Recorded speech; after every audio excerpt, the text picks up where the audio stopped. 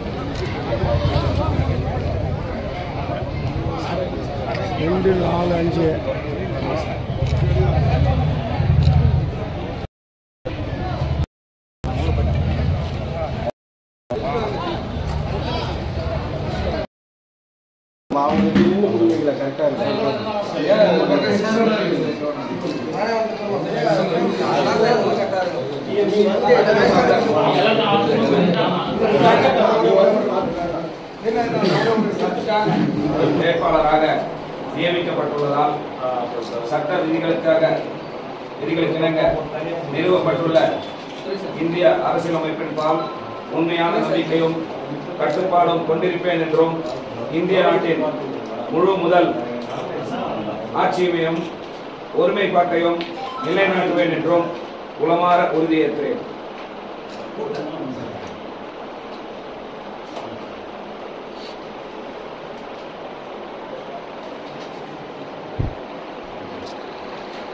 என்னும் நான் இந்த ஆரணி பாராளுமன்ற தொகுதியின் வேட்பாளராக இன்று வேட்புமனு தாக்கல் செய்யப்பட்டிருக்கின்றேன். மக்களோட பெரு ஆதரவோட மீண்டும் 3வது முறையாக பாரத பிரதமராக மரியாதைக்குரிய ஐயா நரேந்திர மோடி அவர்கள் பொறுப்பேற்பதற்கு மக்கள் தன்னெழுச்சியாக வந்து பெரும் ஆதரவை தந்து கொண்டிருக்கிறார்கள்.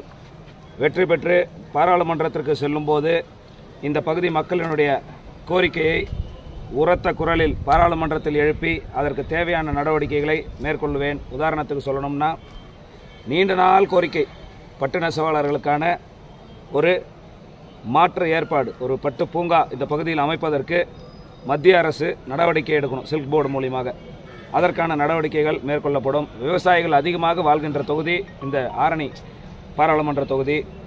விவசாயத்தை மேம்படுத்த வேண்டும், குடிநீர் பிரச்சனையை தீர்க்க வேண்டும் என்று சொன்னால் பெண்ணையாறு செய்யாறு இணைப்பு திட்டம், அதன் மூலமாக நந்தன் வாய்க்காலை பூர்த்தி செய்கின்ற திட்டத்தை உலக வங்கியின் நிதியுதவியுடன் தீர்த்து வைப்பதற்கான நடவடிக்கை மேற்கொள்ளப்படும். பாட்டாளி மக்கள் கட்சி ரயில்வே துறை அமைச்சராக இருந்தபொழுது கொண்டு வரப்பட்ட திட்டம் திண்டிவனம் நகரி ரயில்வே திட்டம் அப்படியே கிடப்பில் போடப்பட்டிருக்கிறது. அந்த திட்டத்தை நிறைவேற்றுவதற்கு மீண்டும் பாரத பிரதமர் மோடி அவர்கள் பதவியேற்கும் பொழுது நிச்சயமாக அது நடைமுறைக்கு கொண்டு வரப்படும். அதேபோல் திண்டிவனம் திருவண்ணாமலை ரயில்வே திட்டம் நிறைவேற்றி தரப்படும். இந்த தொகுதி பொறுத்தவரை அதிமுக திமுக 2 பேர் நிற்கிறாங்க, அது உங்களுக்கு எப்படி சவாலாக இருக்கும் அப்படின்னு நினைக்கிறேன்? இல்லை, இந்த மக்கள் மாற்றத்தை விரும்புகிறாங்க, அது வெளிப்படையாகவே தெரியுது. நாங்கள் வாக்கு சேகரிக்க செல்கின்ற இடத்தையெல்லாம் தன்னெழுச்சியாக முகமலர்ச்சியோடு அவங்க எங்களை பார்த்து நீங்கள் தான் வரணும், மீண்டும் மோடி அவர்கள் பிரதமராக வர வேண்டும் என்று அவர்களே தானாக சொல்வதெல்லாம் நாங்கள் பார்த்து கொண்டு இருக்கிறோம். அப்போ இத்தனை ஆண்டு காலம் இவர்கள் மீது இருந்த அந்த வெறுப்பை ஒரு மாற்றாக இந்த அணியை பார்த்து கொண்டு இருக்கிறார்கள். ஸோ மரியாதைக்குரிய பாரத பிரதமர் மோடி அவர்களை வரவேற்பதற்கான அனைத்து இதுவும் வெற்றி பிரகாசமாக இருக்கிறது. யாரே பிரச்சாரம் செய்கிற தலைவர்கள் நிச்சயமாக வருவாங்க, யார் யார் வராங்க? எல்லாருமே வருவாங்க. பாரதிய ஜனதா கட்சியிலேருந்து வருவாங்க, மருத்துவர் ஐயா அவர்கள் வர இருக்கிறார்கள், கூட்டணி கட்சி தலைவர்கள் மரியாதைக்குரிய ஐயா ஏசி சண்முகம் அவர்கள் தேதி கொடுக்குறேன்னு சொல்லியிருக்கிறாங்க. அதேபோல் மரியாதைக்குரிய டிடிவி தினகரன் அவருடைய கட்சியிலேருந்து அம்மா மக்கள் முன்னேற்ற கட்சியிலிருந்து வரேன்னு இருக்கிறாங்க. மரியாதைக்குரிய ஐயா ஓபிஎஸ் அவர்கள் நேரம் இருந்தால் வரேன்னு சொல்லியிருக்கிறாங்க. யார் யார் நேரம் கொடுக்குறார்களோ அதுக்கு ஏற்றாற்போம் கண்டிப்பாக நடக்கும். அதே போல் ஐயா ஜி.கே. வாசன் அவர்கள் நான் கண்டிப்பாக வரேன் அப்படின்னு சொல்லியிருக்கிறாங்க, நிச்சயம் வருவாங்க. சரி.